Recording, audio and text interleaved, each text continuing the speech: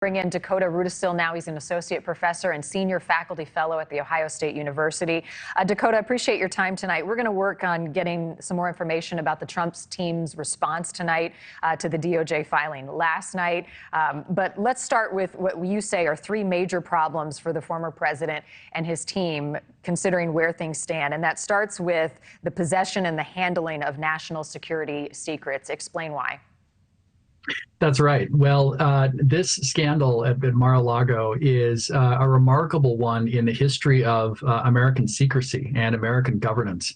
The idea that somebody would walk out of public service with dozens and dozens of boxes of documents, including, according to the public record now, well over 300 documents that are marked to contain national security secrets.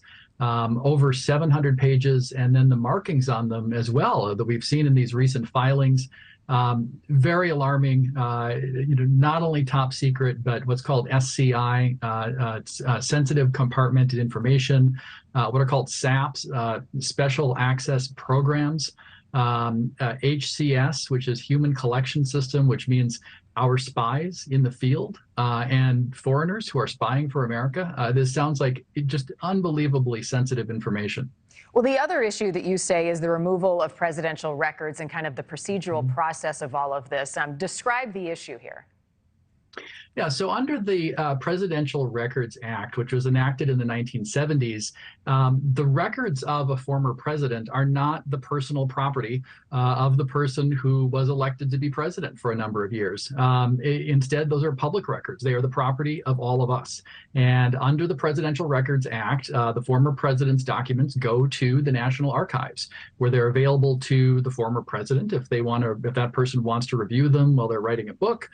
They're available to researchers, but those are public records, which are kept at the National Archives. And that's a type of government document. And so therefore, two of the statutes that have been cited by the Justice Department in their filings are relevant here, which concern somebody who knowingly and willfully conceals a public document, improperly removes it, or destroys it. And based on the Justice Department's filing yesterday, it sounds like the Justice Department has a great deal of evidence to that effect. Well, and the largest concern tonight, probably for the Trump team, is the possible obstruction, which could lead to criminal charges. What's your overarching thought on the images that the DOJ released, the information that we have to date, and possible obstruction, considering these documents are highly sensitive? Yeah, I think that's one of the big upshots of the last 24 hours is the really detailed nature of this filing by the Justice Department, to include a photograph that they took during their investigation showing, you can see in there that it says 2A. So that's a reference to one of the categories of records that the FBI recovered on August 8th, pursuant to a court-issued search warrant. So this is batch 2A of several dozen batches of documents that they recovered. And so displayed here are documents that could be, probably are, I think very probably are, still classified national security secrets. Inevitably, though, it seems overwhelmingly clear that these are also presidential documents.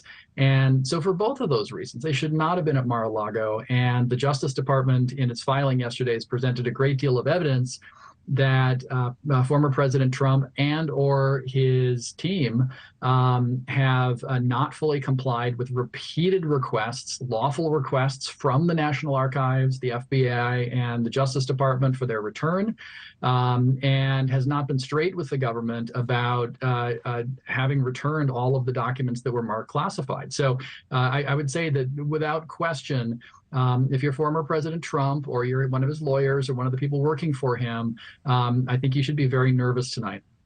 Well, and the president is responding, the former president, saying yet again he has done nothing wrong. He is requesting that a special master, a third party, oversee this investigation and the court proceedings and the FBI seizure of these documents. We are going through those files right now as we speak, Dakota, and we'll have more information on that, including a hearing that is scheduled for tomorrow. Dakota Rudesill, appreciate your time tonight. Thank you.